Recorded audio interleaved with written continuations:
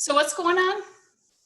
So at 7 o'clock every day, people honk their horns, they clap outside their windows, like wherever they are, they just start clapping for the healthcare workers.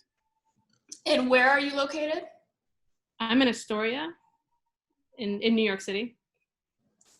I don't know when it started or where it started, but it's caught up to us here, so. That's incredible. I love that.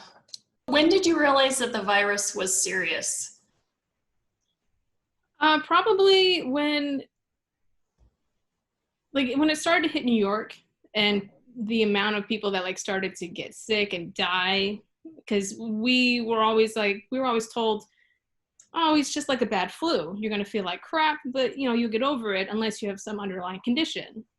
But then that's a lot of people dying from underlying conditions. So I was a little more hesitant, and then it really hit home when they actually shut down Broadway. Because, Broadway never closes. What protocols in New York have been set in place? Well, there's all just guidelines, mainly. Obviously, social distancing. At first, they were saying no masks, and now they're saying, yes, wear masks, because now people don't even know they have it. Like, people are asymptomatic. And they're giving it to other people without knowing it.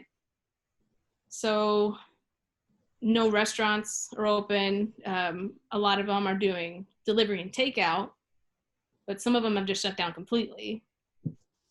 Obviously, entertainment is shut down. Everything's just stopped.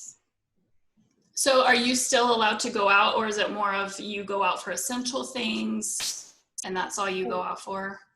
They encourage you to only go out if you need something, or if you need to walk the dog. And if you do need to go out, social distance, 6 feet. But I'm not even seeing that. Some people are doing it, and some people are, meeting up with friends and hugging them on the street corner. And I'm like, do you not understand what's going on? So how has this the quarantine affected you? Well, essentially overnight, we all lost our jobs. So since I'm freelance, it's just, well, you're out of a job. Too bad. Some people, depending on where they were, they got some pay or no pay or furloughed, but we were just out of a job. Is toilet paper still an issue there? Yeah. Last time I went to the store, they put a limit on what you could get, but the only thing that was there was like the single rolls that would disintegrate if you looked at it.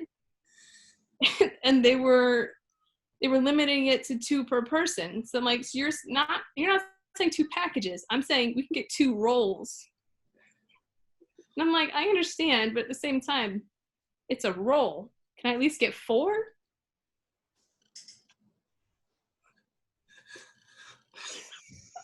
Sorry.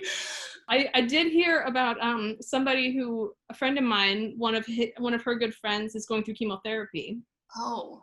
So he has diarrhea a lot, and he couldn't get toilet paper. Oh, so no. A whole bunch of friends chipped in and got him a bidet.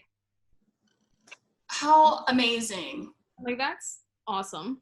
And that may not be a bad way to go if a toilet paper issue keeps continuing.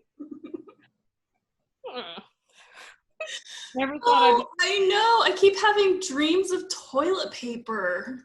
It's so crazy. Like, it's a virus that affects your respiratory system. Why are we out of toilet paper?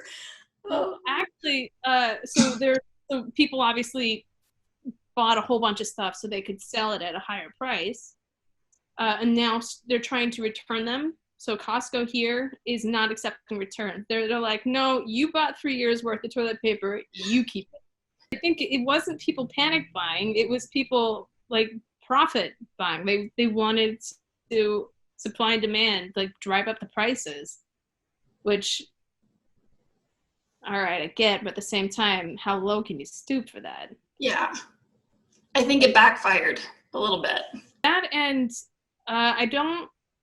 I don't remember what it's called or like who to contact, but if you find people in New York like bodegas that are selling a mask for $10, there's a phone number in New York you can call to report them. And then so they'll get fined or ticketed, or I don't know what'll happen to them, but you report it and then something happens. Wow. See, I didn't know that.